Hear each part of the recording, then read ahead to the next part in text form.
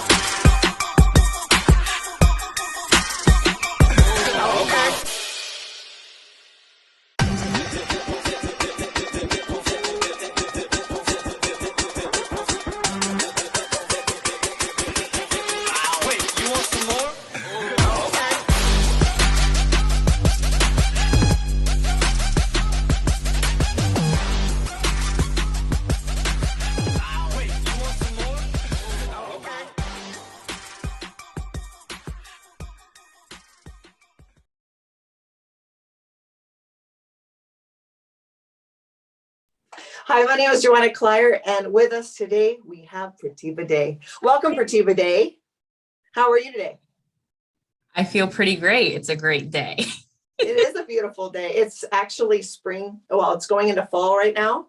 Mm-hmm. And so the weather's changing. It's a little bit cooler. It's really awesome. Here too. I like it. Awesome. Well, I just want to thank you so much for coming on my show. It's actually the first show I'm doing on Moopo Entertainment, and I'm really, really excited to have you.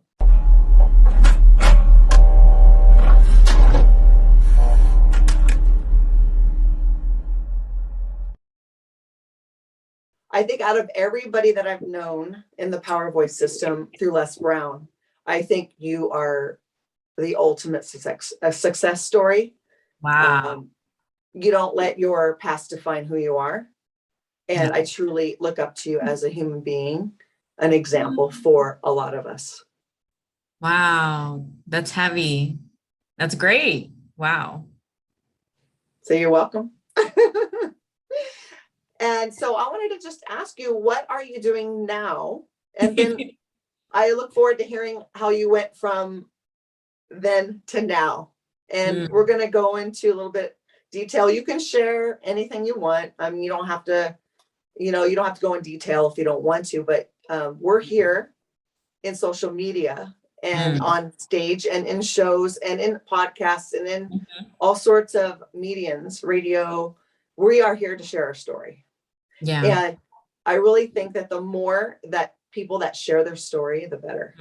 So tell us a little bit about what you're doing now and how far you've come. Yeah. So right now I am doing Chai Together live stream. So Chai Together, my show that you were on is, focused on mental health journeys. And I started it 1 year ago. So we're a bit over a year old now since the pandemic.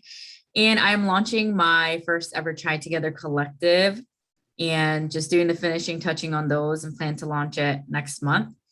And I am also going to graduate school to become a doctor in speech pathology starting in January. So I have also started to write my book on abortion, my first solo book, while being co-author in the Hunger for the Hustle book with you. So yeah, we're still waiting on that, but those are things that I'm doing. Since we last spoke, I got certified in 3 different suicide prevention trainings on my own. I'm always studying, always reading, and, live streams and doing guest podcasts and shows like this consume my time, and they consume my time well, because if I were to die today, I'd die happy. Of course. Definitely. So, Yeah, so how I got here is, the emotional impact that Mr. Bob Proctor talks about.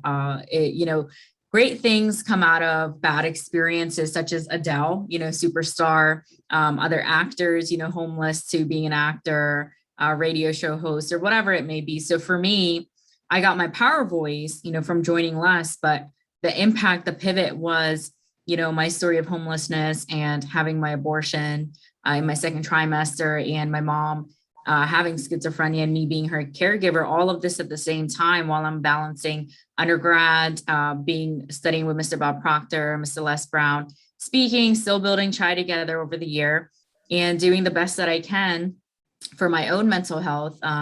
Since we last spoke, I've been in hypnotherapy. I am Reiki 2 certified. I've had psychotherapy for 9 months. And it really is amazing how far you can come when you do the work on yourself. So yeah, so that's what the story was. And after, my abortion surgery, I had a dream that night regarding a mug. I always wanted to open a coffee shop and have my own cafe and like an art studio because that's who I am. I'm a free spirit. And in the dream, it was like a mug with a brown baby in it. And I sketched it the next day. And one day I was having chai with my mom, Indian masala chai, because we're South Asian. And the name Chai Together came to me, and I always want to start my YouTube. So basically what happened in that pivot was life really shook me up, right? Because as a woman, that was one of the, I think the most tragic thing I've experienced as a person overall, whether man or woman. I'm sure, pain is pain. So when that happened, it shook all misery out of me in the sense of depression, anything clinical, suicide ideations, everything was gone. So now I had a clear mind, and I was able to create this YouTube channel with a big dream of how I want it to be. I didn't even have any, fancy equipment. I started sitting on the ground, recording a video on my iPhone a year ago. Nothing new about me except for my mindset. I didn't have much, but I started, and now people know me for the work that I do. And I've had, more successful people on like Mr. Brian Dawkins, Maggie Doyne, Dr. Jean Paul, who's on Netflix at this time on the show Nailed It. So it's because I, stood up and showed my power voice that people know me for this work today. Yeah. That's wonderful. Yeah. I've actually seen you in your progress. We have only been associated with each other for about a year now. I know. And there's a huge amount of us that are just doing great things. Mm-hmm. But I kind of want to transition to in the beginning, when the first time you remember, like the first trial or trauma you had in your lifetime that you remember, because I know I have the one that changed my life forever. Mm-hmm. And if you could please go a little bit into your first trauma that you remember. Well, the first trauma I remember was 5, but I didn't know that was trauma, like regarding incest. Like I didn't know that was trauma because, it's when it's a family member, you don't think of it as trauma because, it's family members. So they're, they know you, you know them, you're close to them. So it doesn't really hit you that it's trauma until you're older and realize, oh, that was wrong. Like that wasn't normal. So, but I would say the first trauma that really shook me up for 12 years since I was 15, 16 was when I was physically abused on multiple accounts to the extent where I had to go to the police. After that, the suicide ideations, the hate for my body, like body dysmorphia, all of those things started packing on, me not trusting men, me being numb for 5 years. After what I've recently realized is that, I've been raped in the past, and I didn't come to terms with that until recently when I was having a conversation with my friend who's PhD in psychology. And she was stating to me that we were having Instagram conversations. She said that was rape. And my chest just felt so heavy because I've already been through so much and come a long way in a year, and to realize, okay, so that's something else I went through as well, that I didn't know that was sexual assault. And so really, I would say when I was younger as a teenager, being physically beaten up really takes a toll on your mind, body, and spirit. And there's really no going back from that. And it's not, a few hits, it's where my face was purple. Like my glasses didn't fit on my face, and I thought I was ugly because of that experience. And I had no confidence, and I couldn't look anybody in the eye. So from there to now, yeah, like it's a miracle, you know? Yeah. And actually going through those hard times. See, we don't realize it at the time that there's a lesson in everything, no matter what happens to us, in what degree we are there. But there are certain people born to this world like yourself Yeah. that have this natural born courage. And it's not, it's not something that everybody has. It's a very rare thing. Now, I wanted to ask you, when did you realize that you had courage, when you had so much courage in your life? Can we curse on here? Yes. Oh yeah. Just don't, no Okay, F words. No F words. Oh, okay. I said shit. That's okay. Yeah. Oh, I didn't know. Okay. So, I mean, it's a show, right? I don't know. So, you can edit this, but yeah, when It's I fine. had courage, when I realized I had courage was during that time of numbness. And I said, I'm going to get out of this, that someone out there needs me. So I affirmed to myself that, I'm going to get over this one day. I'm going to get out of this trauma, this boxed up trauma. And I had courage because no matter how many times someone beat on me, multiple people, whether physically, sexually, all those things, I still stood up again. Like I didn't get knocked down. Like I didn't physically hit anyone myself. When they did that to me, up until 2020, when someone put their hands on me after me losing my twins, and I threw one back because that's enough is enough. And I won't let anybody ever put their hands on me again because I'm putting up a fight. Before, I was very innocent in the sense of that I'm follow spirituality and like Buddhism and Hinduism, and I don't like to place my hands on someone unnecessarily, but I was never even taught to defend myself. So possibly that's why I never did. And I found the courage, in knowing that honestly, I always knew that I'm better than the people who were doing that to me. I thought they were poor, poor minded, and that they needed help. That was my thinking as a 15, 16-year-old, is that these people need help. It's not me, because everyone else loved me. Like I have a great community now, right? Publicly. And not that I get along with everybody, because I'm not for everybody, because I have a very bold personality and I tell it like it is. And some people aren't secure in themselves or understand different perspectives to, resonate with that. But for me, the fact that others, like who people call strangers, but we're all one human family, right? They would tell me that, how beautiful I am, or my spirit, personality. My nickname was Giggles. So imagine my nickname was Giggles in school, but, otherwise I was not, very happy. So that tells you a lot that how I was with other people compared to my own family. And my courage came from people. And it's because of people I'm here today, because it kept me going, those compliments. And that meant a lot to me. I knew that, other people appreciate me. So there's something in me that I have that's special, and they want to knock me down for that, smart. Yeah, it's and us. They're not coming from a place of cognitive thoughts. It's just a reaction or response. Because I noticed for myself that I did that an awful lot in my lifetime. Is I'm insane, right? And so I was doing the same thing over and over again. And once you realize that that's the case, that we can stop the cycle, it's an amazing time in a person's life.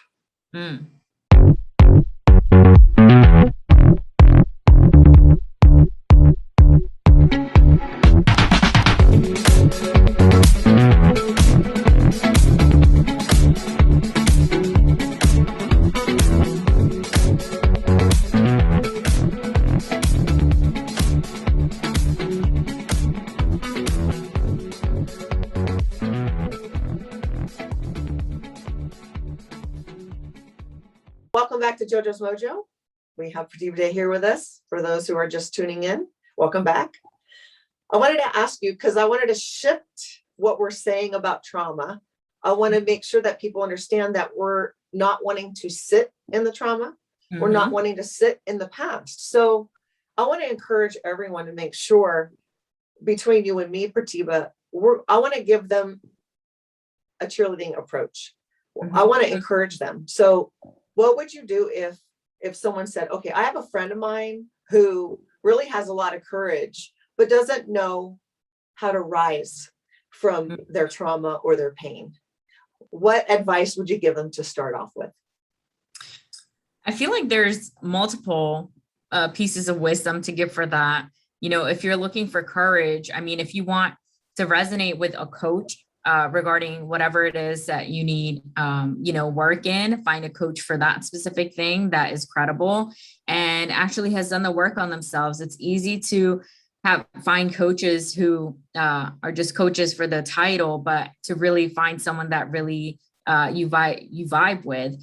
But I really would recommend just overall for personal growth is to really do the tools that work, such as journaling, therapy, whether it be Reiki, hypnotherapy, breath work, whatever it is for you, to do a combination if possible, financially or what have you. But there's a lot of things you could do on your own, and there's free resources for professional, therapy as well, for community mental health. So I would do all that I can for myself to help myself grow and research on my own and speak with multiple people and get their wisdom. If that's what you're looking for and you're open to listening to other people, if you're not, then I personally don't recommend self-help because I feel like we all need support. It's always nice to have someone else guiding us in sessions, etc., who are professionals and experts. So that's just my take on that. Okay, cool. Now, when you talked about getting into a group of support, I totally agree with you on that because I'm in recovery myself. And I find when I go to a group meeting where there's like-minded individuals, they're sharing their day or what they're going through with no judgment. Now, what support groups, or if any, have you gone to? I've been in NAMI regarding my mom last year. I'm no longer in because I don't need that anymore for myself. Psychotherapy, I have breathwork sessions basically on a weekly basis through a friend of mine who's doing her clinical hours for that. I've been in Catholic Charities counseling for family counseling, which I still am. And honestly, Try Together community, my own support group on Facebook that I created, recommended by my therapist to create a community myself. And now we're over 1,500 people organically in the year. So I've created my own community and that's my outlet. So it's like, take your pain and do something with it is all I have to say for that. I'm in other groups, that have their own meetings on Facebook, but there are so many free groups and master classes and different things you can do. But it's if you're able to take that action. If you're not, and you're not able to physically do things like daily activities, then you possibly have a clinical diagnosis and you should seek some professional help and call the hotlines that you need to. I agree. I think that people need to, they're asking for help in different ways. And they're asking for help by acting out. When you've worked with children, correct? Yes. 8 years. Wow. We can learn a lot about children. Now, I'm a girl, a very youthful person inside at heart. And I like to laugh a lot. And when you said that they called you Giggles, they called me Bubbles. Wow. Yeah. So I thought that was the coolest thing. I feel that when we're around like-minded individuals, we grow. When we only choose positive people, only quality people, as Les Brown would say, and surround ourselves around positivity and ignore the negativity, I notice for me that works really well. Now, some people are going to feel like they're doing something wrong. I wanted to ask you, did you feel that way once you started setting boundaries with people? Once you started ignoring the negative, once you started ignoring the evilness around you, did you notice a shift? Yes, I felt relieved. I wouldn't say I felt the The only thing that I wanted to make sure was that what I'm doing is healthy, on healthy terms. So I would ask someone who's a professional if, this is a healthy way, or someone that I trust. And I would ask maybe a few people that I trust and I'm close with, if this is right way to go about something, and how I assert my boundaries. What is your input? Is this healthy? Because when you come with a history of trauma, you have to make sure, if you're inviting someone new into your life, whether romantically, a friend, etc., to make sure that you're moving on and not going backwards. And sometimes you need to go backwards, but to make sure you're in a healthy space and not being consumed by the old stuff, those paradigms. So for me, yeah, I think I never really had felt bad about asserting my boundaries. I assert my boundaries very well, and I pick up red flags very well, and I will let someone know what it is. And I block people when I feel it's come to a term where I cannot have a conversation with them without feeling manipulated, and that person has toxicity and work to do on themselves, and I'm not able to speak, to someone without them understanding me. So I rather just block that person out of my life. Yeah, I mean, that for me was a very hard thing to do. And I'm sure that it may not have been as difficult for you, but there's a lot of people out there that are really having a difficult time doing that. Yeah. Because depending on your personality or what type of home environment you grew up in, and stuff like that. And in order to change or be better, we have to be aware. And in order to be aware, you have to want to be aware. Yeah. People, I used to be a people pleaser, as in a sense of I wanted to, I would, spend a lot of money on my friends, but in the sense of, because I wanted love, it comes from a place of trauma, which I didn't realize till I was older, but, people thought I was trying to buy them and things, but it was really me trying to fill the void of not having a family all those years. My friends were family, but they had their own families. So I was not family to them. You understand? That was really rough for me. But I even now with Try Together, I have to question, okay, I'm doing all these lives. What is the reason behind it? What's my why? I'm not doing this to people please. I have my own schedule, so I don't have to do anything I don't want to do. So I constantly ask myself, okay, self-care, am I healthy? How do I feel? What do I want to do today? Do I need to cancel something to take care of myself? I am pretty much really great at this by now. I don't hesitate if I don't feel well, because I always put my health before anything or anyone else. And I'm a strong woman. And it's interesting because a friend of ours, even from Power Voice, last year, she said she was older. She's older. And she said last year, I was strong, but this year I'm a strong woman. That her hearing me speak now, there's a difference she sees, especially with my schooling to become a doctor. It's that's what a strong woman does. And I don't just accept insecure men, dating wise, things like that. I know my standards and that I'm on another level. So that's amazing. Because the thing is like, we understand through the mindset that whatever we think, we become, as a man thinketh, right? Yeah. Now, when you're in trauma, you have a lot of thoughts that come through your mind. 85% of our thoughts are negative. And I have been working on shifting those. Now, what tool do you use to help shift yours when you feel that you're backsliding? That's really interesting. Like that comment about having those negative thoughts, because I consciously am not able to pick up on so much of it. Like I don't stay in that vibration. It's because I always listen to audiobooks on a daily basis, listen to Heinz podcast, which is really mellow and all just uplifting content, like short, like 8 to 10 minutes. I listen to my own voice scripts. Like I still do the same things, but I've been maintaining this for over a year. So I've developed myself to, if I ever feel I'm going, like you said, feeling down a bit or something, what can I do to uplift myself? Like I'll go outdoors into nature. I know you love nature, but I have to do something that I know I enjoy, whether it's watch a movie or something. And that's how I get back to my mindset without going into a depression or something. I'll be honest with you. Of course, I had grief regarding abortion. I have not in, I think, about 4 months now since I was in Georgia. That may have been the last of it. But what I want to say is that I've had some days where I felt just down or heavy due to personal situations, but not anywhere where I've gone into a depression, like I can't get up or something, you know? That's wonderful. I don't let myself go to that darkness side because it can be easy to when you don't have support. When if I didn't have those tools like podcasts and things to listen to, that's when you could really go if you don't have that available. But I'm glad that we do, and we bid in on the programs. And I can really say that I don't know if I'd be the way I am without investing and engaging and in the programs last year. Like I don't think I would have transitioned as fast.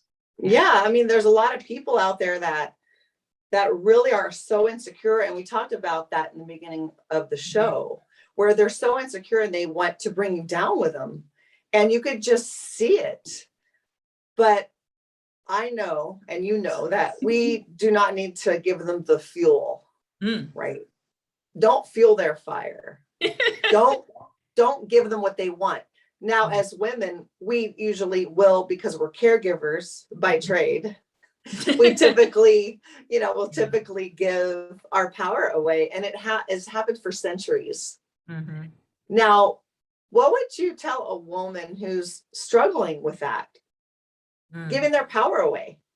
It really, with Jack Canfield's book, The Success Principles, the first thing he says is, and he learned this from his previous mentor, it's a choice. Happiness is a choice. That's another good book. Can't remember the author right now, but happiness is a choice. Making that choice is what brings you back to what your purpose is, and breathing and meditation and bringing yourself back to the center. So doing those ritual type things, feeding your soul. Also, I've been working on my eating. We are what we eat. Yeah. So what is your favorite food? Oh my, chocolate is the first thing that comes to mind. But food wise, honestly, I love Indian food. I am South Asian, but as in my dad is the best cook, like as in chef worthy. So, but overall, I love all cultural foods. Spicy. Yeah. Yeah, me too. That's awesome. Okay, so I want to thank you so much for coming on the show with me. Can you let us know how to find you? Yeah, you can find me at Try Together Community in our group on Facebook, Try Together on YouTube, Pratibha Day, Facebook, LinkedIn, Free Spirits Fly, Instagram, and Try Together Instagram, and my website, pratibhaday.com for more. So, all right. Well, thank you so much for sharing that with us. I am so glad that you joined me on my first episode of Jojo'S Mojo, because we always need to help other people. I've always helped other people. And so being on a platform with your own show where you can create and produce is the most amazing thing, because you don't have to answer to anybody. That's right. I mean, you can ask for advice, but you can do whatever you want. And I just wanted to share that you've done a superb job on your self-care, your self-love, your self-worth, and investing in yourself. And so I want to thank you for that. And that means that you are a great leader and you're going to help millions. And so I want to thank you for all that you do for the mental health, for trauma, for PTSD, for everything that you've worked through, because I've done the same. And now look at you. Now look at me. It's possible. As Les Brown says, it is very possible, and you can do it. So did you have any last words you might want to say to everyone in the audience? Oh, thank you. Yeah, I just want to say, Joanna said it's possible. And what I want to say is never give up. As long as you keep waking up every day, there will be one day where something will shift for you.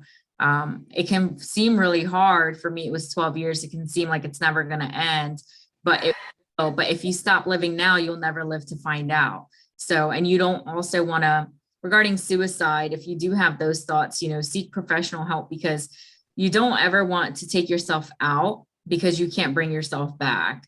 So if you make the decision that, being out of here is better than living through and seeing if you succeed and what you could do and your purpose that you're called here to do, and you take yourself out, this is just from my own spiritual understanding that, there may be some suffering. I mean, regardless, whatever you believe in personally, but, your soul won't be at peace when you take yourself out that way because, you weren't meant to leave yet. So don't, take yourself out of this life when you still have time and you're supposed to go naturally or however else, and you leave before your time and your soul may wander and be in suffering still, if you can understand that concept. Yeah. Well, thank you for sharing that. Yeah, the afterlife. That's from Sadhguru's teachings. Yeah, those are Okay. Hinduism teachings from the first religion is Hinduism in the world. So I really like that belief system. I mhm. usually call it God's source universe, and I have a Christian background, and it's been interesting because I could probably teach a Bible course because Oh, of wow. it. So, we can either take the good or the bad from religion or out of anything for that matter. Mhm. I will thank you so much for coming on JoJo's Mojo. Thanks.